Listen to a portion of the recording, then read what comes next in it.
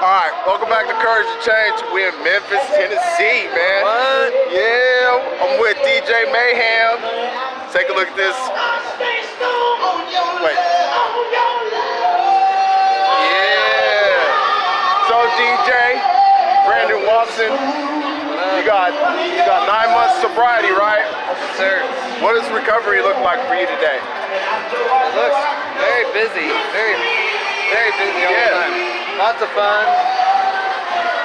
lots of going to,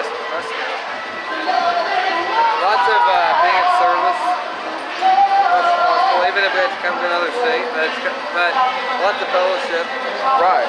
So we're going to fellowship right now. We're about to hit up Beale Street in Memphis, Tennessee. Look at all the action down there. See if we can carry the message of recovery. Yep, let's do it. All right, we're out.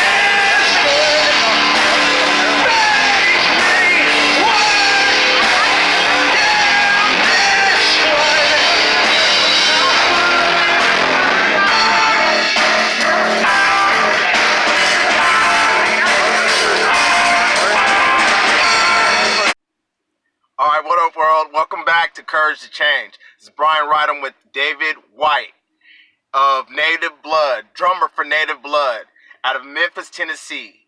Just got through performing, man. This dude's awesome, bro. Like, legit. Like, where can they get a hold of you at on your website? Yeah, man. Native Blood TN on Instagram. We got Native Blood, and on Facebook, just Native Blood, Memphis, Tennessee. We got music on Spotify, iTunes, Google Play, stuff like that. We just put in some work, working on a new album coming out real soon this year. Hopefully by this year, if not early next year. That's what's up, man. Thank you for doing this for me, man. Thank you for your time. Absolutely. So tell us a little bit about your story. So about 18, I think, is when I started really messing around with drugs, drinking, and smoking a lot of weed, and delving into other things and just messing around with stuff. And I was always able to kind of play around with certain things and be able to step away from them. And I think that was the biggest problem that I had, that I was able to tell myself that I had control for a little while. And I didn't really think anything of it. Just drug use is just a normal part of life. And then at about 2011, is when I started messing around with needles and doing things like bath salts and plant feeder that you can get at head shops, like next to Spice. And of course, that's just how they coined it, as bath salts and plant feeder, just so they could sell a drug legally, basically.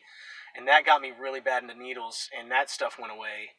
And I started messing around with cocaine, doing a lot of Xanax, and eventually moving on to heroin just so I could freaking sleep, you know? Yeah. And that went on for several years. And it was about 2014, I broke up with my girlfriend and moved in with my mom, and I was using needles, and I was using alone, and it was very dangerous. And there was a couple times there, and that's about my bottom, when I was hitting there, using by myself, no friends, almost ODing several times, and luckily with no one around to help me or resuscitate me. And I woke up a couple times, and I could have been dead, but I kept, I couldn't stop still. Even with death looming, I just was not able to stop. And that it was about So it was late 2014 where I wanted to really change, and I wanted to get some sobriety in my life. So who were some of the people that helped you make that that corner? I'd heard. I'd known some people that had gone through some stuff and had told me about some ways to recover that I really did not consider. And really, what got me started was in recovery. It was me wanting to not die. Right. And it was just very terrifying. And, I tried some things, still couldn't stop, but I ended up talking to some guys about a program, the 12-step program. So you got some mentors. Yeah, I got a mentor. My mentor right now, his name's Dave Krogh.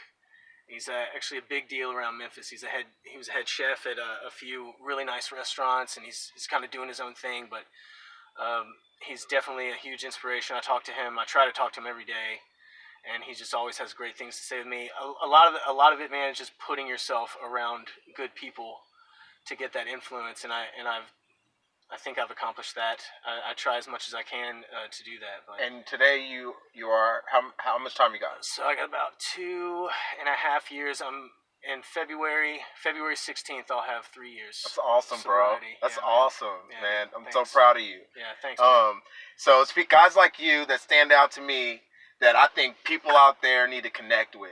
Right? Yeah. Because you're active in the sober living community, and you're doing some powerful stuff. Like I just heard you on the drums with your band. I even recorded a song, the last song. Yeah, so, and I want people just to connect with guys like you because we make sobriety attractive, right? Yeah, and the more we connect, like you said, you surround yourself around guys that are sober, then we stay sober. Yeah. And so alone, I get drunk. Together, definitely, we stay sober, right? Exactly, man. So, what's next for you? Like, what's coming up? Like, where do you see yourself 2 to 3 years from now? So, with Native Blood? Yeah, obviously still playing music. I have a few other musical projects that I'm working on, and always trying to just do new stuff. And definitely music was huge for my sobriety. So who led you? When did you figure out that music was your thing? So music is always my thing. Since I was a kid, singing in church, and my mom's a singer, and awesome. And started playing around with guitar in my teen years, and trying to write and do all that, and all that got halted quickly when I started using. But there was still a huge period where I was able to play music, but when you're doing that and you're living such a shitty life, people really don't want to be around you too much. Right. So that kind of all went away for a little while, and it was key. Getting that back into my life was key in motivating me to stay that way, to stay sober, and to move on. But in a few years, always making new records, hopefully, and branching out, try to get out of town a little bit, play. I also just had a child, so hopefully that's awesome. I'll be an okay father and continuously for a few years. So that's where my focus has got to be. But I don't see that as a hindrance in making music at all. But hopefully, probably some inspiration to write and make better music, and to just keep growing. That's good. In that way. That's good, man. Well, I don't know you that much, but I can see, the promises coming for you in your life. I can see God working in your life. I appreciate that. And you are inspiring people with your talent, with your sobriety. Yeah. You inspired me. You attracted me to you. Fuck yeah. And from OKC to Memphis, Tennessee. Yeah. You know what I mean? Up, like what are the odds? So, last question for you is, if you were a superhero, what kind of who would you be? Gosh. Or if you can't think of one, like, what would be your superpower if you could have a superpower? Man, superhero. Superhero. Me. playing incredible music. That's my superhero powers. No, man, I always wanted to time travel, man, or jump, teleport through dimensions. There's actually this guy. He's a villain actually in one of the Spider-Man cartoons, and he's called the Spot. It's really, really corny. He's called the Spot because he creates all these portals that he can jump through and go anywhere he wants. That's awesome. And he had like these portals all over his body, and they all converged into his chest.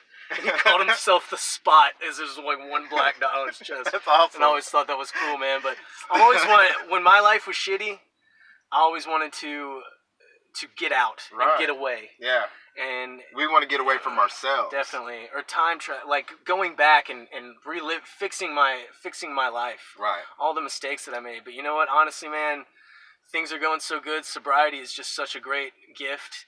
Man, I don't think about that kind of shit anymore, man. Right. Just like, because I mean, you're living proof that when you take your life seriously and you take some action and you want to go back and fix things, right? Yeah, definitely. But we don't have to do that anymore. We can use our past mistakes and the trials that we've been through, and we can use that as